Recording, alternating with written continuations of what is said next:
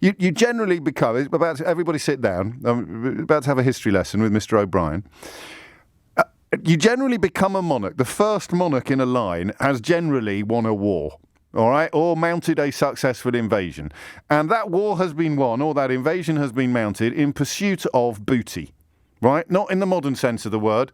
I'm not going to start rapping, but in pursuit of lucre, cash, spoils. That's why they are called the spoils of war. William the Conqueror came to England in 1066, hoping to enrich himself.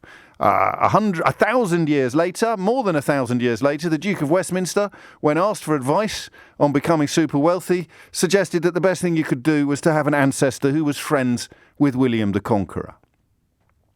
So I don't know if there is such a thing as private money for the descendants of whichever monarch it was that actually undertook a war or an invasion in order to fill their own coffers. But it's not black and white, is it? Whose money is this? Whose 12 million quid is making its way towards Virginia Giuffre and her charity? What does this story tell you about England? 0345 60 60973, or perhaps the United Kingdom. It's a tale of deference to the point of delusion, right? Think how much effort in the last few years has been put into maligning Prince Harry. Just think about that for 1 minute. What's Prince Harry done wrong? Well, he married a mixed-race girl, James, but I can't say that out loud, so I'm just going to say that you're woke. What's Prince Harry done wrong? Oh, he's woke. What does that mean? Can't tell you. I'll tell you what woke means today. 2 stories. I'll share them with you later. It means both vegetarian, and it's a description of Wordle's decision to remove some swear words from that online word game. That's the 2 instances of woke. I'm going to start Woke Watch. I've been threatening to do it for years. I'm starting Woke Watch. Can't work out what it means. Today it means vegetarian. Think for a minute about the effort put into maligning Prince Harry over the last few years. And now look at what Andrew Windsor has done overnight. It was the threat of deposition that focused the mind. What once he'd been, if you like, nailed in court, called to court, all bets were off. No one could defend him after that. And it would have coincided. And I find this almost impenetrable. And I've lived here all my life.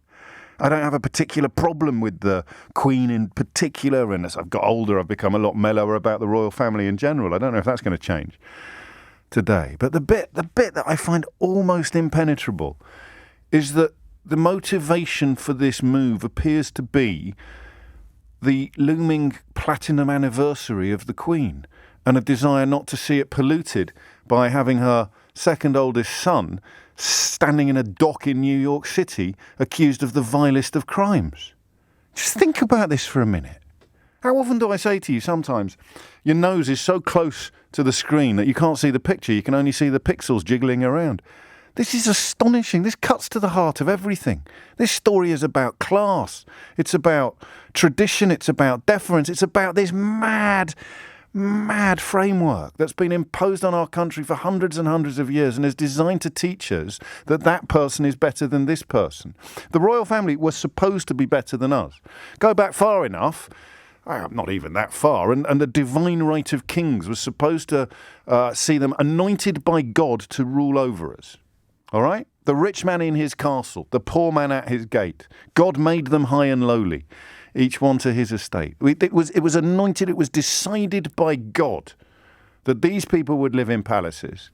And these people, well, I think back to the fella in Aviemore yesterday who's lying in bed with his electric blanket on one because it's the only way he can even begin to try to keep warm as the cost of fuel and living rockets in this country. And the Queen, the head of state, can find 12 million quid to bail out her deviant son. It's incredible when you think about it. Absolutely incredible. If they tried to turn this country into what it is overnight, there'd be a revolution. But it is what it is. It's all we've ever known.